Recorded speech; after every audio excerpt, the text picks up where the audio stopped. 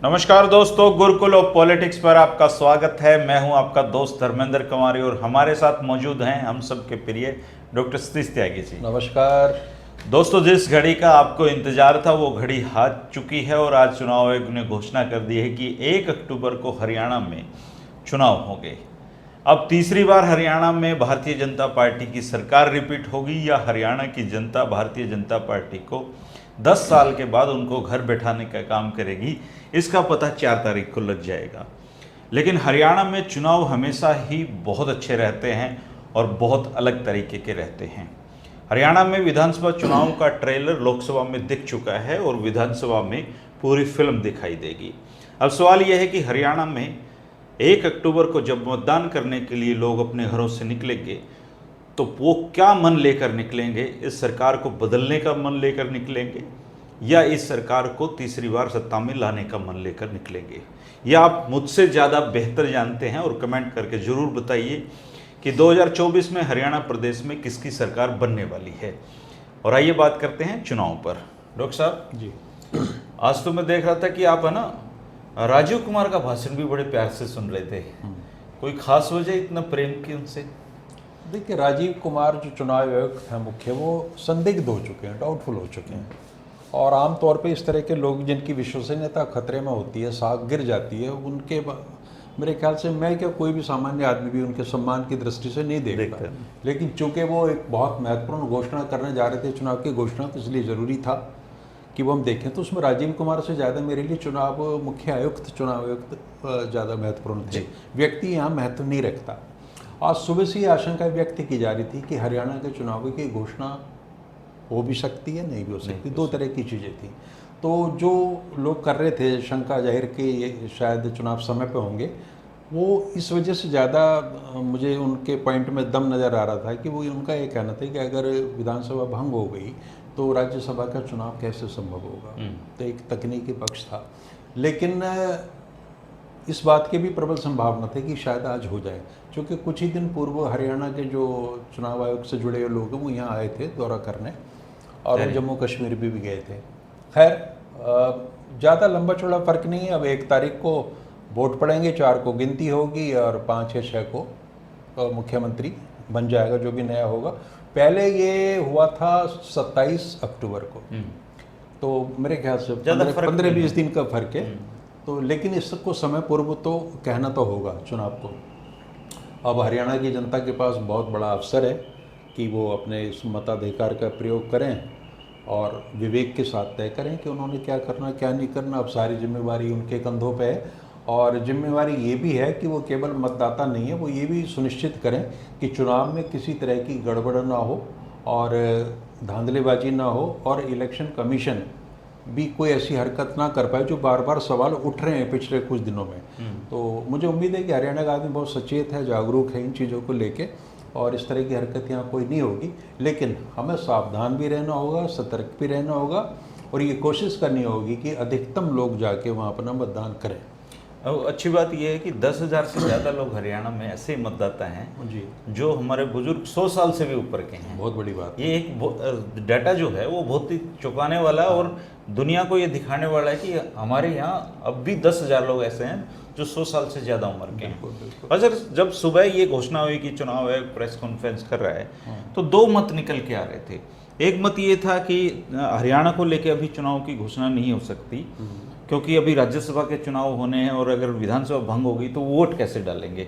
लेकिन मुझे लगता है उसका कोई तकनीकी प्रावधान चुनाव आयोग के पास होगा तो वो लोग वोट भी डाल, तभी घोषणा हुई है। लेकिन एक बड़ा रोचक सा किसी ने लिख रखा था कि चुनाव हरियाणा में अभी कैसे घोषणा हो सकती है, क्योंकि सरकारी खर्चे पे ना तो मोदी ने बड़ी बड़ी रैलियाँ की हैं अभी चुनाव से पहले, ना नायब सैनी अभी तक उतनी घोषणाएं कर पाए हैं जितनी करनी चाहिए थी।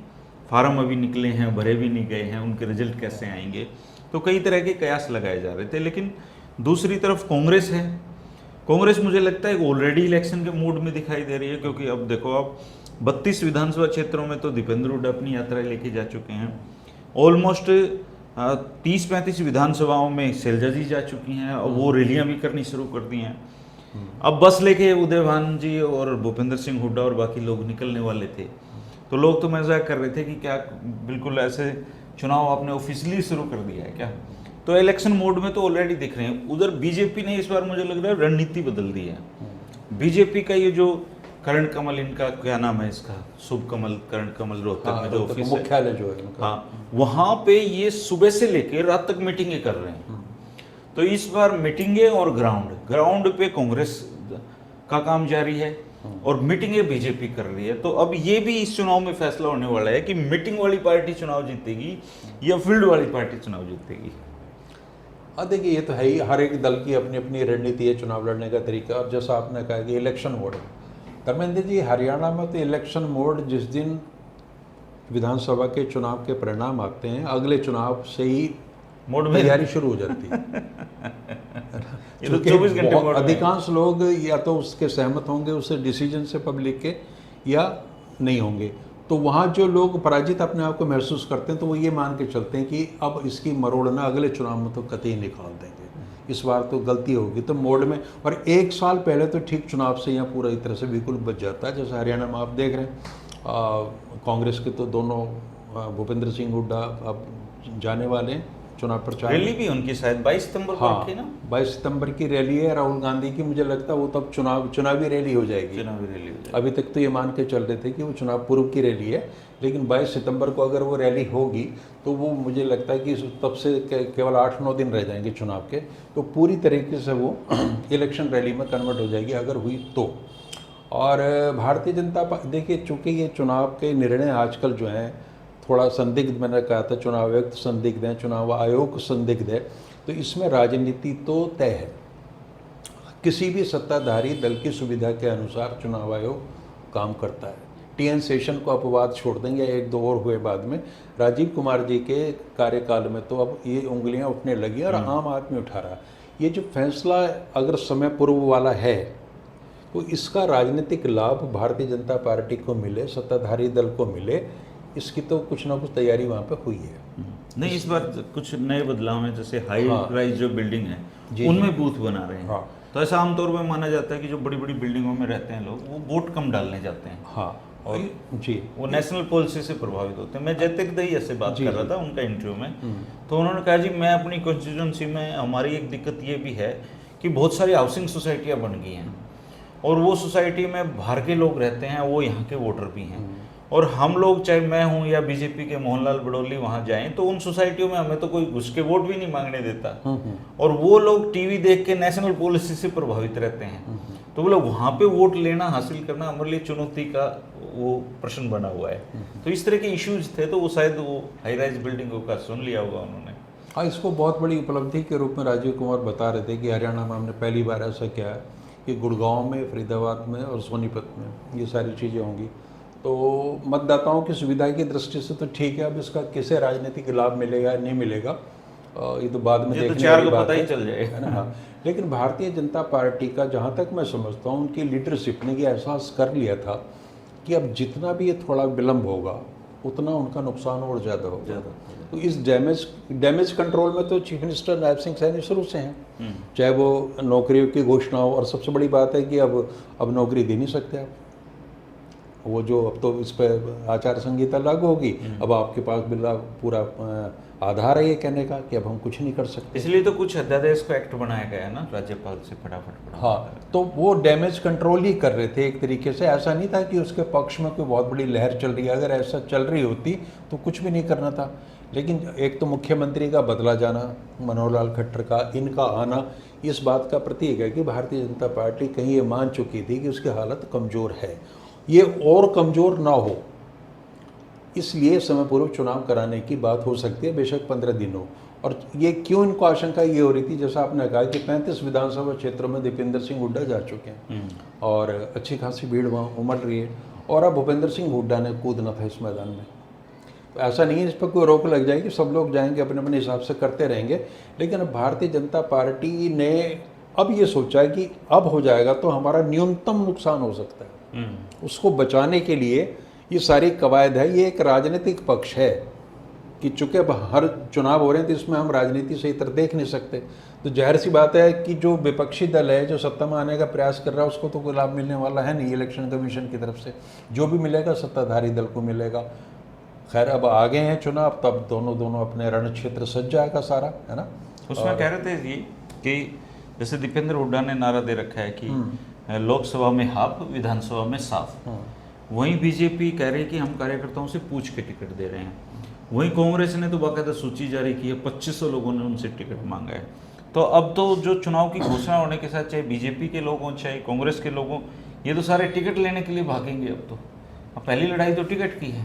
देखिए आज के बाद से जब हम प्रोग्राम रिकॉर्ड कर रहे हैं, जो टिकटार्थी हैं उन्होंने बहुत बेसब्री से ये प्रोग्राम सुना है, और जैसे ही उनको पता चला कि 1 को वोट पड़ेंगे, 4 को गिनती होगी, अब उनकी बेचैनी बढ़ जाएगी, दिल की धड़कनें बढ़ चुकी हैं, और सब अपने अपनी जो गणेश परिक्रमा करनी है नेताओं की, उसमें एक बहुत ज़्यादा गति पकड़ लेंगी सारी की सारी चीज़ें। अब आपको दिखेगा कि दिल्ली और चंडीगढ़ की तरफ जाने वाली गाड़ियाँ, फॉर्च्यूनर्स जो है ना, उनका आवागमन बहुत ज़्यादा बढ़ जाएगा, है ना। और आज से हमारे नेता भी बहुत ज़्यादा व्यस्त हो जाएंगे, उनके पास समय नहीं रहेगा इन सारी चीज़ों के लिए।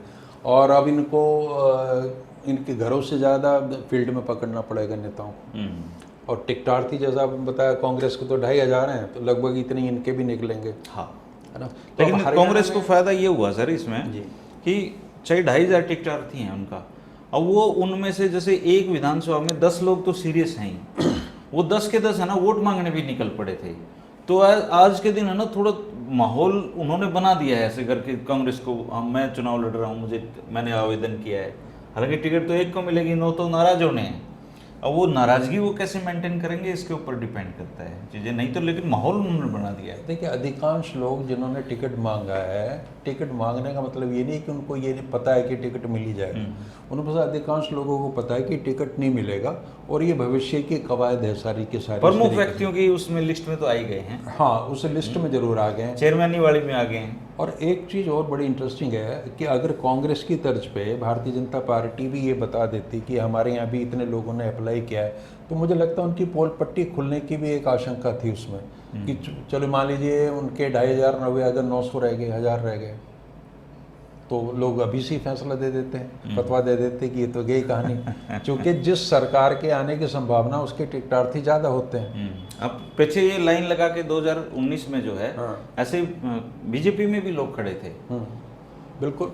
तो हरियाणा का जो आज का माहौल है, नो डाउट तो हर आदमी इसको मानता है कि कांग्रेस का अपर हैंड है। लेकिन ऐसा पहली बार हुआ कांग्रेस, मतलब कितना चौथा इलेक्शन है बिना संगठन के चुनाव में जा रही है।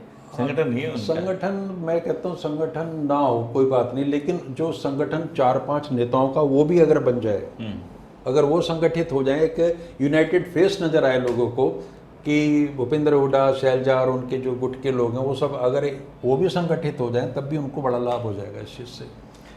तो दोस्तों 1 को मतदान है और आप जरूर कमेंट करके बताइए कि हरियाणा में अगली सरकार किसकी बनने वाली है। इसके साथ ही हम चुनाव से जुड़ी हुई आपको हर पहलू से गुरुकुल ऑफ पॉलिटिक्स पर रूबरू कराते रहेंगे, जैसे लोकसभा में कराया था। इसलिए अगर इस वीडियो को जो साथी पहली बार देख रहे हैं वो चैनल को सब्सक्राइब कर लें, जो पुराने साथी हैं अपनी सीट बेल्ट बांध लें, क्योंकि हरियाणा के पॉलिटिक्स से जुड़ा हुए तमाम पहलू, वो पहलू जिनको कोई बताता नहीं, दिखाता नहीं और आप तक पहुंचाता नहीं, वो सारे गुरुकुल ऑफ पॉलिटिक्स पर आपको मिलते रहेंगे। कुछ साथी चैनल को ज्वाइन करना चाहते हैं वो ज्वाइन कर सकते हैं। इसके साथ ही हम कल से इस जो मुख्य वीडियो है इसके साथ साथ 2 सीटों का हॉट सीट भी आपको हम कल से देना शुरू कर देंगे, क्योंकि समय कम बचा है सर। आपकी हमारी व्यस्तताएं तो बहुत ज़्यादा बढ़ने वाली हैं, और हमारी कोशिश ये होगी कि कम से कम 3 वीडियो तो आपको रोज हरियाणा चुनाव से जुड़े मिले। तो दोस्तों अब पूरा भरपूर आप लोगों का साथ और सहयोग चाहिए, लेकिन उससे बड़ी सहभागिता ये चाहिए कि आप जरूर कमेंट करके जो भी हरियाणा की पॉलिटिक्स में हो रहा है उसको जरूर करें। और एक अपील मैं करना चाहूँगा और सर भी करना चाहेंगे कि इस चुनाव में ज़्यादा नहीं तो 90 में से 30-40 लोग तो आप ऐसे चुन के भेजिए जो आम घरों के बच्चे हों, जो धन कुबेर ना हो, पहली बार राजनीति में आए हों, और जो अच्छे हों, जिनका चारित्रिक दोष जिनमें ना हो, और जो हरियाणा के हितों के बारे में सोचे, चाहे वो किसी भी पार्टी के लिए हों। अगर 50 लोग खराब जा रहे हैं तो 40 कम से कम इस बार आप जाके हरियाणा विधानसभा में अच्छे लोगों को भेजिए। क्यों सर? बिल्कुल बिल्कुल। ये देखिए अब आपको दोबारा इसके बाद मौका मिलेगा 2029 में, तो 5 साल फिर आप इनको झेलते 5 साल बहुत लंबा अंतराल होता है, और अब झेलने के दौर से हिंदुस्तान को बाहर आना पड़ेगा। ये जनता को अपनी जवाबदेही सुनिश्चित करनी पड़ेगी कि उनके विधायक उनके एक तरीके से सेवक हैं, सही मायने में। वो नाटक नहीं कि जो पोस्टर पर लिखा जाता है, वो सच में सेवक हैं। आप उनको वेतन देखते हैं, उनको सैलरी वहाँ से चलती है, उनका चूल्हा उससे चलता है। तो आपकी जिम्मेवारी है कि आप ऐसे लोगों को चुनें और चुनने के बाद में उन पर सतत नज़र बना के रखें कि वो आपके हितों की रक्षा कर रहे हैं कि नहीं कर रहे हैं। तो इसलिए अच्छे लोगों को वोट जरूर दें दोस्तों। मैं तो चाहूँगा कि 90 के 90 विधानसभा क्षेत्रों में आप केवल अच्छे आदमी को वोट दें। पार्टी बाद में देखें, कैंडिडेट पहले देखें, क्योंकि अगर अच्छे लोग विधानसभा में नहीं पहुंचते हैं तो ऐसे ही जनता का शोषण वो करते रहेंगे। अब जो आदमी 10 करोड़ लगा के चुनाव जीत रहा है तो वो 5 साल फिर वो 10 करोड़ के 100 करोड़ बनाने की कोशिशों में लगा रहता है। ये सीधा सीधा फार्मूला है। इसलिए आप इन लोगों को वोट मत दें, अच्छे लोगों को चुनाव में वोट दें। शुक्रिया दोस्तों, नमस्कार।